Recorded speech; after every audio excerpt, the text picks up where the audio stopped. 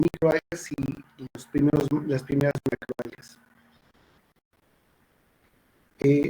Normalmente cuando hablamos del término alga, hay incluso biólogos de diferentes áreas que no están muy de acuerdo en el uso del término. El término alga es sobre todo microalga, es un término generalizado para hablar de cualquier organismo fotosintético que no sea una planta, que haya regresado una planta verdadera, que haya regresado al lado, que haga fotosíntesis. No importa si es macroscópico, existen algas como el sargazo que alcanza 60 metros de altura, de longitud, o que sea microscópico, ¿no? Como algunos de los organismos que hemos estado comentando en el curso.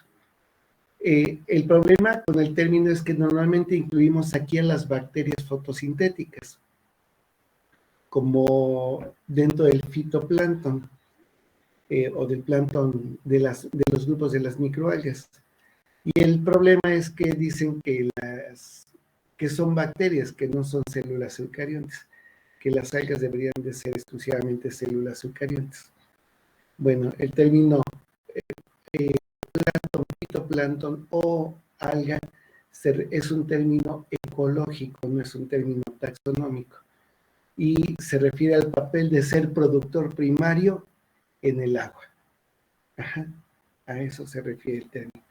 Y no se refiere a algo de cuestiones de clasificación, de si es procarionte, eucarionte, tipo celular, no, nada más al papel que tiene un productor primario, que es hacer fotosíntesis, reciclar materia y funcionar como forraje para los consumidores primarios. Aunque ser productor primario, eso es suficiente para ser llamado un microalga en un ambiente acuático. Ok. Dado esto, les comento, las diatomeas, es el grupo que vamos a ver a continuación, son un grupo que pertenece a un reino que se llama Corticátida, que tiene la particularidad de agrupar a dos grupos, un grupo que son organismos unicelulares que tienen una pared celular especial, y otro grupo que se considera macroscópico, de hecho son gigantes, son las algas gigantes, ¿sí? Las llamadas algas pardas o feofitas. Entonces, la particularidad que tienen las primeras, las diatomeas, que es el que vamos a comenzar, me estoy esperando un poco para aceptar a los compañeros, es que tienen una pared celular de sílice, de sílice hidratado, es decir, de sílice con otros compuestos que llevan hidróxidos, etcétera, y que generan un compuesto un mineral que llamamos ópalo. Ustedes quieren saber lo que es el ópalo, solo volteen a ver el cristal en sus ventanas. Todos los vidrios, todos los tipos de vidrios y cristales que usamos los seres humanos, al menos la mayoría están hechos por sílice, están compuestos por sílice. El vidrio, como lo conocemos, está compuesto por sílice.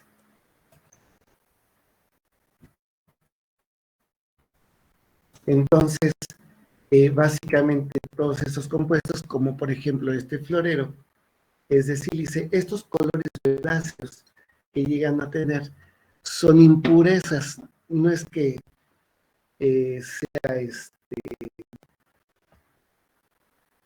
sea un sílice de mala calidad, sino que hay otros minerales que le están dando esos cambios de tonalidad y de color. ¿Okay? Entonces, voy a compartirles pantalla.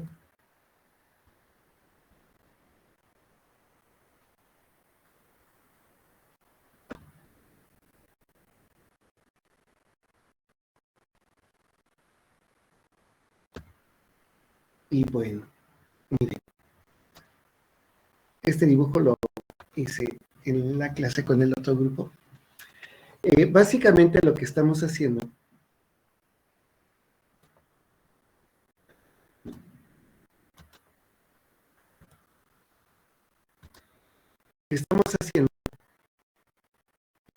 vamos a hablar de este grupo que se llama bacilariophytas, también llamadas diatomeas. Las diatomeas tienen una pared celular de cristal, ¿sí? De sílice hidratado, es lo que llamamos ópalo, y la tienen compuesta como si fueran dos tapas a manera de valvas, a manera de una cajita de Petri, ¿sí? Si han visto las cajas de Petri, hay una tapa mayor que cubre a la tapa menor. Bueno, las diatomeas son así. La tapa menor se denomina hipovalva y la tapa mayor se denomina epivalva, la que cubre la tapa menor. Hay dos formas de ver, perdón, hay dos formas de ver a las diatomeas. Una es verla por arriba de las tapas y por arriba pueden tener una forma completamente circular o completamente alargada.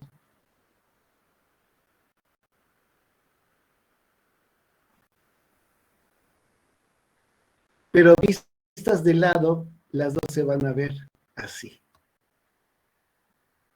¿Ok? A esto lo llamamos pista conectiva,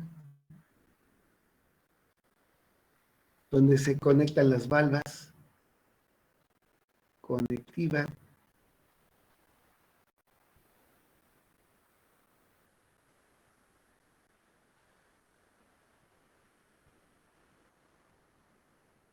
Y cuando la vemos por arriba con todas sus ornamentaciones, que normalmente son puntos, líneas, etcétera, aquí llegan a tener cosas así.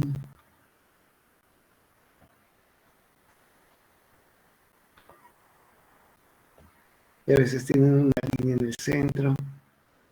Entonces, cuando las vemos por arriba, estamos viendo una sola valvas, ya sea la epi o la hipo. Entonces, esta es una vista valvar, es decir, ver una valva.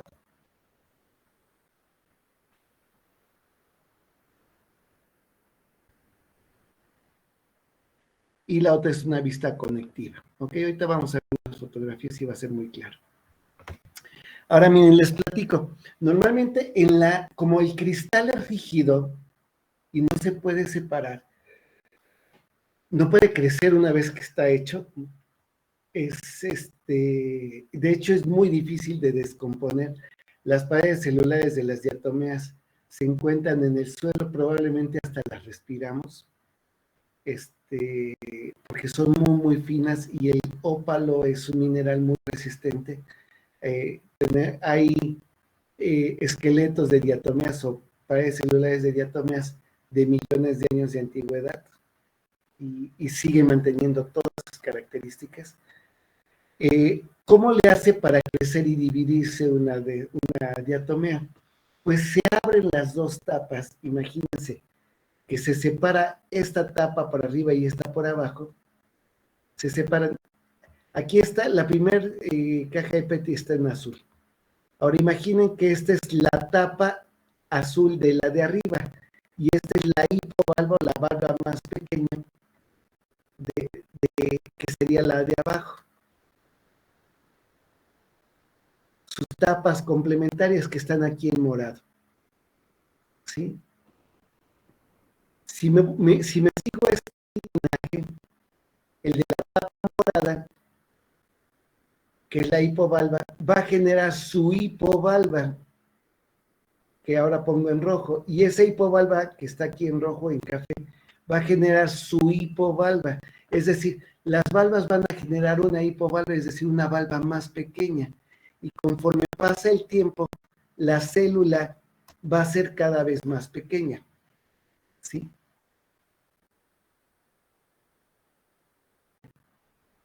si no llegaremos al estado molecular. Y no hay células tan pequeñas. Hay un tamaño máximo y un tamaño mínimo. Entonces, cuando llegan a este tamaño mínimo, las células entran en un proceso de reproducción sexual, que lo voy a explicar en dos diapositivas adelante. Ese proceso de reproducción sexual hace que se fecunde una de estas células que se encuentra muy pequeña, muchísimo, de manera que va a eliminar a esas valvas pequeñas que no le sirven, y cuando las condiciones son buenas va a generar su propia valva de tamaño grande y se va a repetir el ciclo. ¿Sí? Hay un ciclo donde un linaje siempre va a irse más pequeño, hasta que entre en un estadio para reproducción sexual y regrese. ¿Sí? Entonces, esto lo voy a explicar un poco más adelante. Las diatomeas, muchísimas para ver en microscopio, son de las células más bellas que ustedes pueden ver en el microscopio, y tienen una cantidad de formas y de figuras. Hay más de 200 especies, entonces hay más de 200 figuras que pueden tener las diatomeas. Además, estas células pueden estar libres o pueden formar filamentos o asociaciones. Imagínense a estas estrellas, a estas formando una estrella uniéndose todas por un pico, ¿no? Por ejemplo, hay una estrella hay una que forman cadenas, etcétera, ¿no? Además de la forma de célula, la forma en cómo se asocian las células genera formas muy bellas en la microscopía. Entonces, les comentaba que las diatomeas pueden tener estas dos simetrías. ¿Cuáles? Estas dos, en la vista valvar. ¿Sí? Unas pueden ser casi completamente circulares y otras no. Simetría. Y la simetría puede ser de dos formas. Podemos tener simetría bilateral, en donde si separamos en dos vamos a tener dos partes completamente iguales, ¿sí? Esta parte es igual a esta, y si la parto así, también puedo tener dos partes iguales, pero que no son iguales a las otras. Voy a tener bilateralmente dos partes iguales y no más. En cambio, de este lado, la simetría radial, si yo la parto así, voy a tener dos partes iguales. Si la parto así, voy a tener dos partes iguales. Si la parto así, voy a tener dos partes iguales. Y ya le di toda la vuelta. Entonces, a esto se le llama una rueda perfecta, y de hecho hay algunas diatomeas que son circulares perfectas. Recuerden, esto es la vista de la valva desde arriba, no la vista conectiva. Entonces, a las diatomeas las dividimos en dos grupos, en las penales, que tienen simetría bilateral, o en las centrales, que tienen simetría radial. ¿Sí? Eso implica que estas son diatomeas del grupo de las penales, porque tienen simetría bilateral. ¿Ok?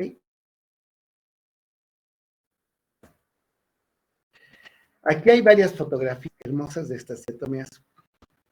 La que tenemos, déjenme cambiar de color.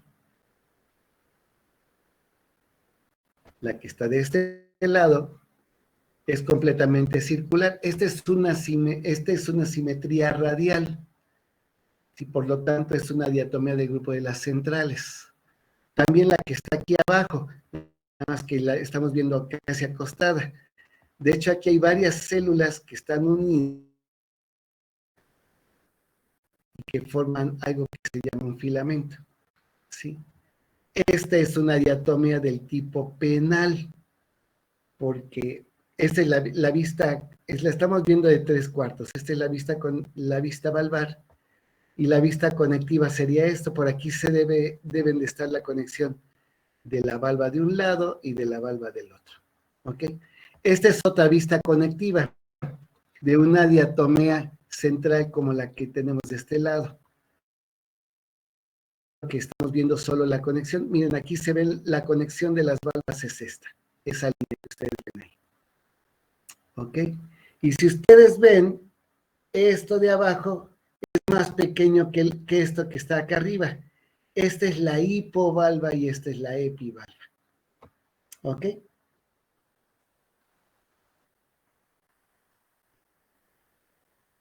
Tienen una enorme cantidad de ornamentaciones, como los poros, a esto que está costillas, a esas líneas porque parecen costillas. Algunas tienen una línea central aquí que va por todo lo largo y sale la membrana por ahí y ondula y le permite moverse como si fuera un tractorcito, si le da motilidad. Bueno, esta es otra diatomea y estamos viendo vistas conectivas. Aquí hay una, aquí hay otra, aquí hay otra. Se están conectando, son muchas células que en conjunto están generando un filamento. Vemos por arriba estas células, este se llama Stephanodiscus niagarae, como de las cascadas del Niágara, Stephanodiscus niagarae. Y la vista de frente es esta, la vista valvar. Lo podemos ver así, pero la vista conectiva genera filamentos, y es esta. Entonces, podemos tener las dos vistas en un mismo campo, y pensar que son diatomeas diferentes. Esto nos implica que debemos estar conscientes de que son dos formas de verlas, ¿sí? Es decir, trabaja esto, yo trabajo esto, yo me dediqué a identificar microalgas, déjenme aceptar un compañero. Teníamos que aprendernos la morfología de las dos vistas, ¿no? Es bastante interesante porque ya que uno las conoce, es como las dos caras de un amigo, ¿no? El ciclo de vida es parte de lo que les explicaba hace un rato. Miren, una célula inicial, voy a poner un marcadorcito. La célula inicial tiene las dos valvas. La duplicación celular va haciendo que un linaje se va ya haciendo cada vez más pequeño. ¿Ok? Cuando llegan las células más pequeñas, decimos que son el tamaño de células fértiles. Porque ocurre la meiosis y entonces una de las células genera gametos. Estos gametos de la célula masculina migran a la célula femenina y la fecundan. Y entonces, cuando se fusionan, la célula crecer, ¿sí? Y entonces le queda chico el traje, se vuelve algo así como el Hulk de las diatomeas, ¿no? Empieza a crecer y se sale de las valvas. A esto se le llama auxospora. Y realmente se ve idéntico a este dibujo. ¿Sí? Se ve idéntico. Y entonces la auxospora es una espora de resistencia que puede,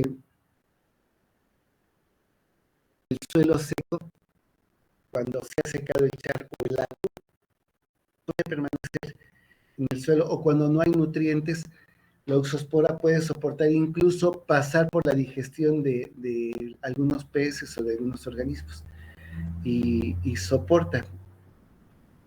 Cuando regresan las condiciones, o si las condiciones son óptimas siempre, la auxospora lo que hace es que genera sus tapas, sus nuevas cubiertas.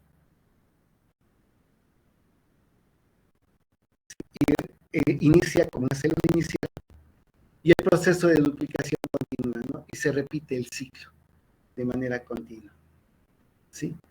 Las tapas, la pared celular de las diatomeas el vidrio no se puede degradar con los ácidos naturales, tiene que generar un proceso de oxidación ambiental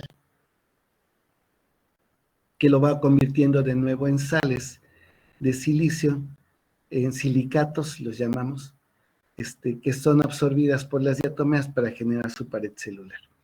La pared celular acumulada en las arenas de las playas hace que la mayoría de las arenas de las playas tenga o carbonato de calcio o silicio.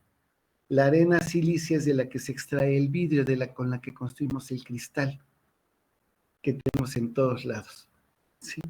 Y como verán es sumamente abundante.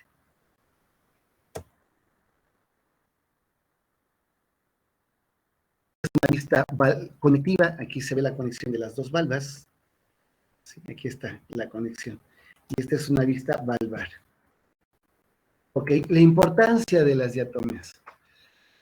Son sumamente importantes. Miren, aquí bajando la Malinche hacia Tlaxcala y hacia Oriental, hay unas minas de tierra de diatomeas. Esas minas se ha calculado que tienen una profundidad.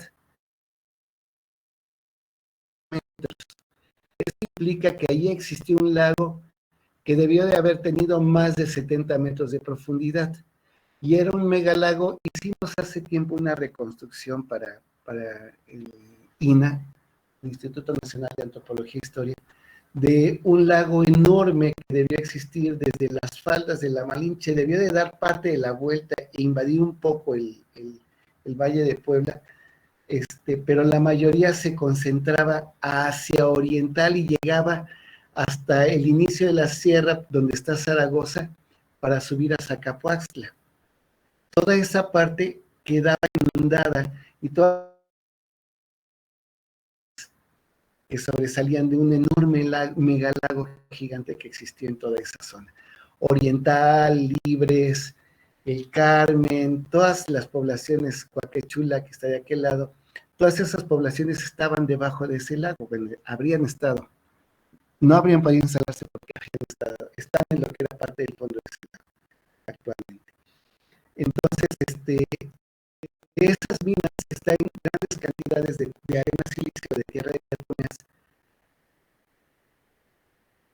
No sabemos como bioindicadores que la calidad del agua cambian las especies de diatomeas de acuerdo a la calidad del agua. ¿Sí? Son poco tolerantes a ciertos parámetros ambientales. Por lo tanto, un cambio en las poblaciones me indica que la calidad ha cambiado, ha disminuido drásticamente, ¿sí? Las diatomeas se utilizan para evaluar el cambio climático a través de las condiciones ambientales. Hay diatomeas que solo viven en ciertas temperaturas y que están desapareciendo de lagos europeos porque se están calentando. En cuanto a la cuestión de la industria, la tierra de diatomeas se extrae y es muy apreciada porque los bancos de tierra de diatomeas son utilizados como pulidores. Las pastas de dientes que utilizamos en nuestra casa están hechas a base de tierra de diatomeas.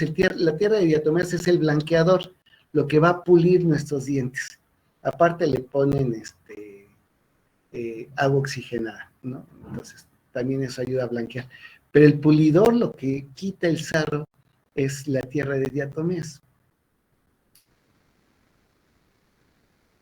Como abrasivos, exfoliantes faciales, es decir, algunas mascarillas que se ponen o tierrita polvos para exfoliar el rostro, las chicas, es muy utilizada, se utiliza como absorbentes de líquidos, como absorbentes, por ejemplo, en los barcos de la Segunda Guerra Mundial, se colocaban entre las paredes de donde almacenaban, por ejemplo, los pomos de pólvora, con lo que hacían explotar los cañones para lanzar los proyectiles a 50 kilómetros de distancia. Sí, tenían que evitar que se humedecieran, porque si se humedecían, no explotaban. Entonces lo que usaban es tierra de diatomeas como absorbente de la humedad para que la humedad no llegara a la polvo. Se utiliza como soporte para catalizadores químicos, antiaglutinante, estabilizador de la dinamita, también por la misma razón, evita que se humedezca la pólvora, aislante térmico.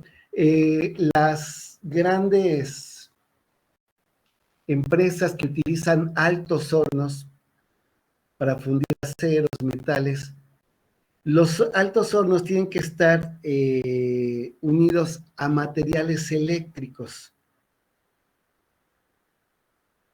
Por ejemplo, las muflas de los laboratorios son hornos de los laboratorios que tienen su encendido apagado dentro de la mufla. Entonces, los transistores, los cables están dentro del horno. ¿Cómo le hacen para alcanzar la temperatura y no derretirlos?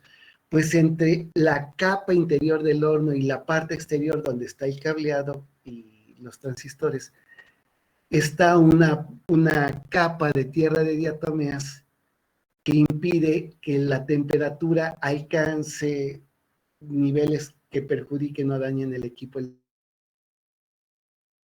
como aislante térmico, ¿sí? La elaboración de pinturas, barnices, entre otras cosas, ayuda a fijar, ¿no? Las diatomeas. Antes los discos de acetatos se hacían a base de diatomea y petróleo, ¿no? De tierra de diatomeas y petróleo.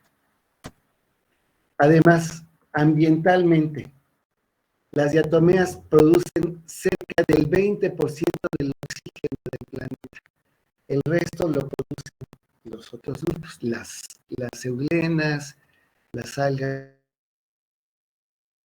las microalgas, y el 20% lo producen las diatomeas. Son la base de la cadena alimenticia en ambientes acuáticos y, debido al oxígeno, forma parte del equilibrio del planeta. Esas son las diatomeas. El otro grupo que vamos a ver son las feofitas o las algas pardas o marrones. ¿Sí? Son las algas cafés, por eso les llaman marrones o pardas. Bueno, estas son, ¿sí? No son plantas verdaderas, mientras dentro del reino planta están dentro del reino protista. Hay cerca de 250 géneros y 2.000 especies. En el caso de las diatomeas, son cerca de 200 especies. Estas algas, hay formas, la mayoría son formas pluricelulares con tejidos diferenciados. Este es el único grupo que va a presentar tejidos diferentes.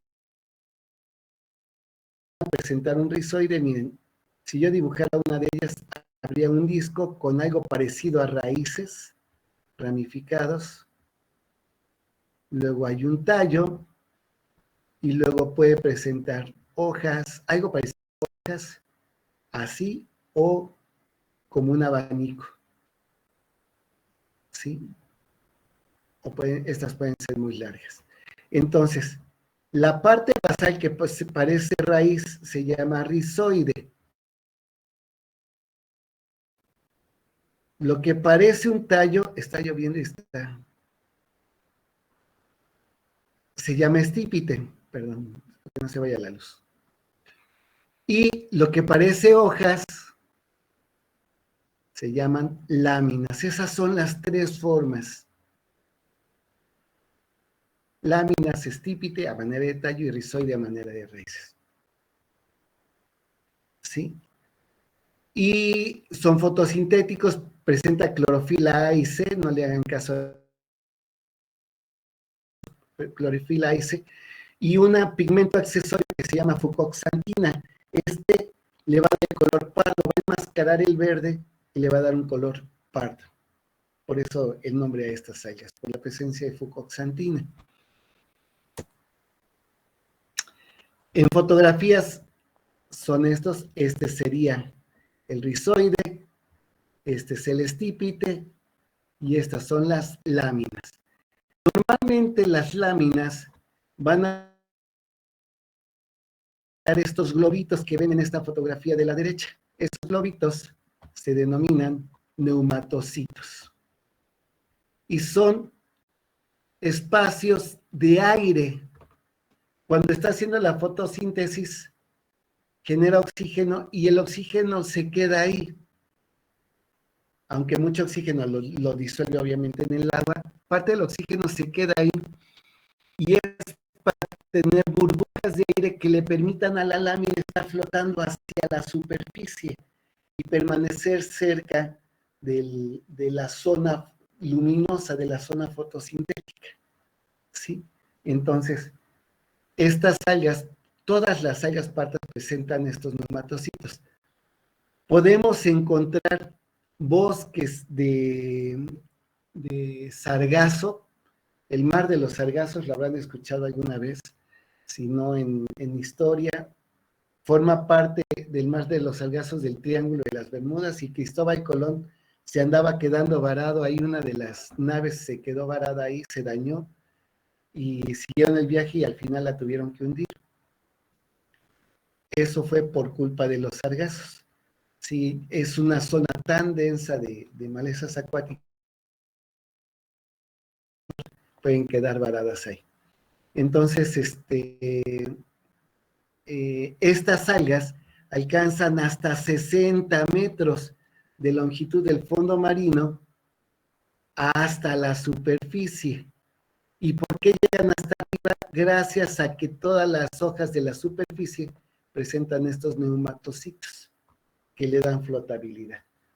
¿Sí? El alga se puede fragmentar y el alga va a estar flotando cerca de la superficie. Cuando llegue cerca de donde hay algún terreno, algún sedimento, se puede rearraigar generando un nuevo rizoide y bueno, puede crecer, y si no crece hacia arriba va a crecer horizontalmente, digamos, porque la profundidad en esta zona no sea muy grande. Imaginen que el terreno es así y que el agua viene por acá, entonces si se arraiga aquí, el alga puede crecer en flotación gracias a los neumatocitos. Ok, su ciclo de vida es un ciclo de vida que va a heredarle a otro grupo de algas que se llaman algas verdes, que van a dar origen a las plantas terrestres. Y este ciclo de vida va a llegar hasta las plantas terrestres. ¿Sí? Es un ciclo de vida de alternancia de generaciones. ¿Sí? Es decir, se van a alternar generaciones que tienen el doble de genes con generaciones que tienen la mitad de genes. Por acá tenemos la mitad de genes, decimos que es haploide, y por acá tenemos el doble de genes y decimos que es diploide. Y el ciclo de vida es así. A partir de un ciclo de vida del esporofito, a llamar así, porque genera esporas, por eso se llama esporofito. En una estructura del esporofito va a ocurrir la meiosis. La meiosis, ustedes saben que reduce a la mitad la carga génica y vamos a tener esporas haploides, N. Entonces, esas esporas van a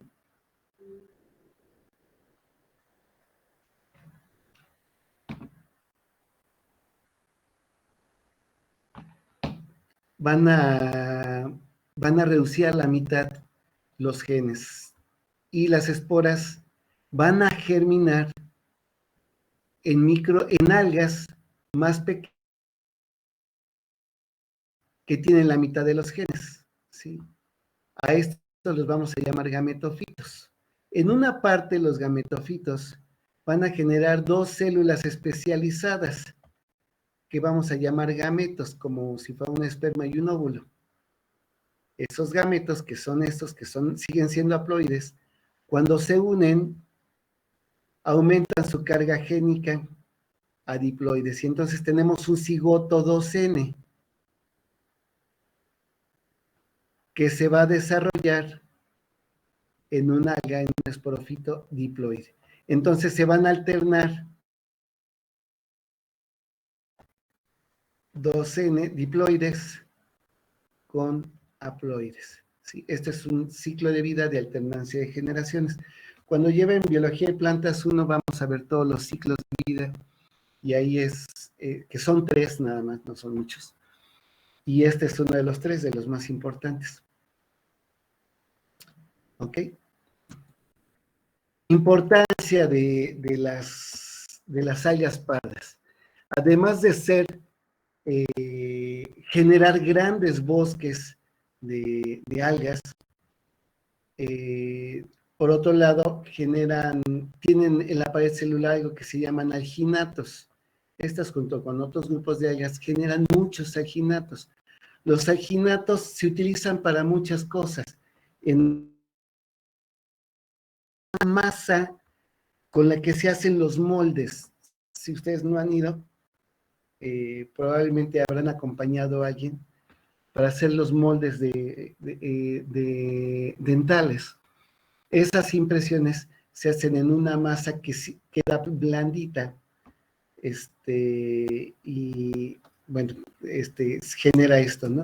Otro de los usos son las mascarillas. Todas las mascarillas, todo lo que se quita así como resistol, como una mascarilla, está hecho de... Los alginatos se utilizan muchísimo en la cosmetología, es una industria millonaria en la que se hacen cremas. Esa forma espesa de la crema se las da el alginato. Detergentes, ese espesor que tienen los detergentes que parece miel, se los da un alginato, es un espesante. Tintas de impresión textil, muchos productos, el maquillaje, etcétera, se trabaja eso. Las pastillas, las píldoras de los medicamentos están hechos a base de alginatos. El alginato se está ocupando en la cocina actual y probablemente la cocina del futuro. ¿Habrán visto esas perlitas de colores que utilizan en algunos acuarios? Les pone uno agua y se hinchan. Eso está hecho a base de alginato. Bueno, miren, les comento. La comida espacial y probablemente la comida del futuro se haga a base de alginatos, en el sentido de que muchos de los nutrientes de los alimentos los podamos encapsular y los comencemos a comer o alimentarnos así para grupos de población de mayor cantidad, o para hacer alimentos que podamos guardar en épocas donde no podamos producir ciertos tipos de alimentos. A esto se le está llamando la cocina que se usa como gelificante para crear, se llaman esterificaciones, se le llama cocina molecular, ¿sí? Y es meter los nutrientes en un gel, ¿sí? Probablemente ustedes lo vean en unos años, ¿no? Yo espero verlo también. Ya existe, pero me refiero a verlo en masa.